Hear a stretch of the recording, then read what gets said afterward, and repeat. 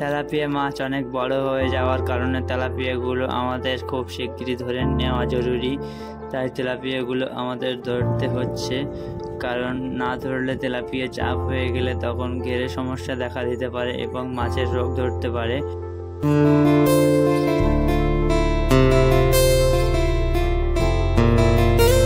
Welcome to new video. মাছ পাগলের আরো একটি নতুন ভিডিওতে তোমাদেরকে স্বাগত জানাই। তোমরা দেখতে পাচ্ছ এই যে আমার হাতে আছে ফাতনা জাল এবং এটা হচ্ছে আমাদের ঘেরি। তো এই ঘেরিতে আমি আজকে ফাতনা পেতে মাছ ধরবো এবং তেলাপিয়া অনেক বড় বড় হয়ে গেছে, তার কারণে তেলাপিয়ার একটু হালকা সমস্যা দেখা দিয়েছে। যেহেতু তেলাপিয়া অনেক বড় বড় হয়ে গেলে ওগুলোতে রোগ ধরে, আর তেলাপিয়া যত কমিয়ে রাখবো ঘেরে ততই ভালো হবে।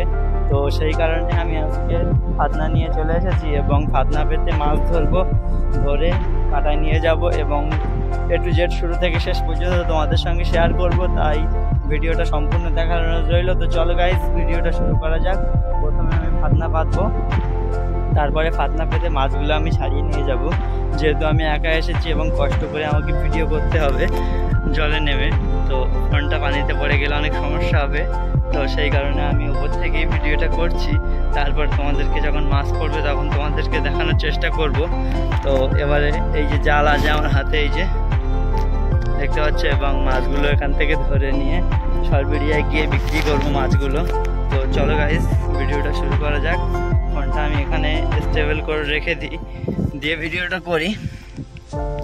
যাদের ঘেরি আছে এবং যারা ফাতনা পেতে মাছ ধরে তারা সকলেই জানে যে জাল পাতার সময় কত সমস্যার সম্মুখীন হতে হয়, কারণ জালগুলো শুকনো থাকে এবং ডুবতে চায় না, আর জালে প্রচুর পরিমাণে ঘাস জড়িয়ে থাকে, আর ঘাস ঘেরিতে ভীষণ ঘাস জড়ায়। সেই কারণে জাল শুধু জড়িয়ে যায়, ছাড়তে অনেক লেট হয়। তো জাল ছেড়ে প্রথমে জালগুলো ছাড়তে হবে আস্তে আস্তে।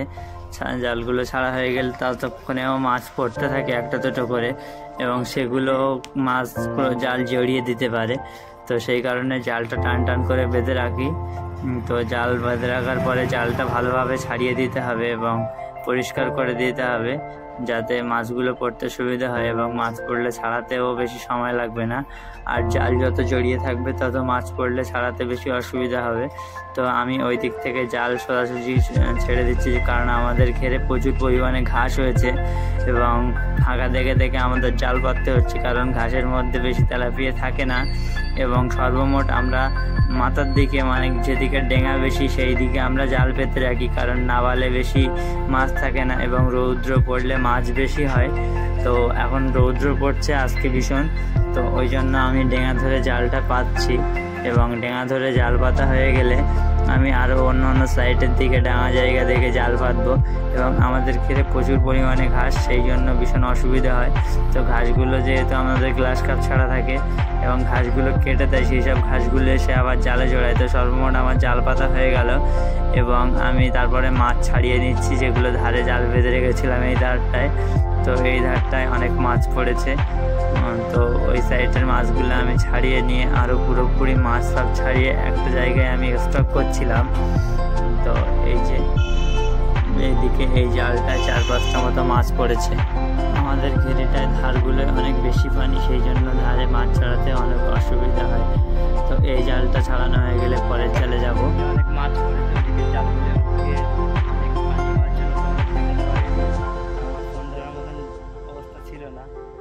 ক্যামেরাম্যান এসছে, ওকে দিয়ে আমি ভিডিওটা করাচ্ছি। তো এখান থেকে এটা জাল বেঁধে রেখেছি আর মাছগুলো আমি আলাদা করে রেখে দিয়েছি জালে।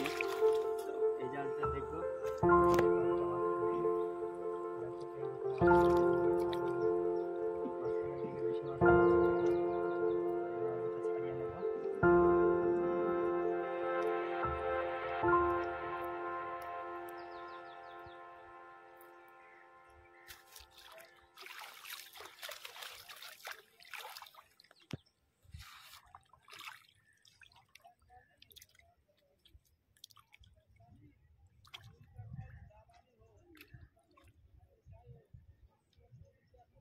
দুটো পাকা মাছ করে দেখি, আর ওদিকে পড়েছে, এদিকটা পড়িনি। তো ভিউয়ার্স, ভিডিওটা আর বেশি লম্বা করবো না। ভিডিও ভালো লাগলে সবাই লাইক, কমেন্ট, শেয়ার করো এবং চ্যানেলটি সাবস্ক্রাইব করে দিও, যাতে পরবর্তী ভিডিও মিস না হয়। আবারও দেখা হচ্ছে অন্য কোনো দিন অন্য একটি নতুন ভিডিওতে। ততক্ষণ সবাই ভালো থেকো, সুস্থ থেকো।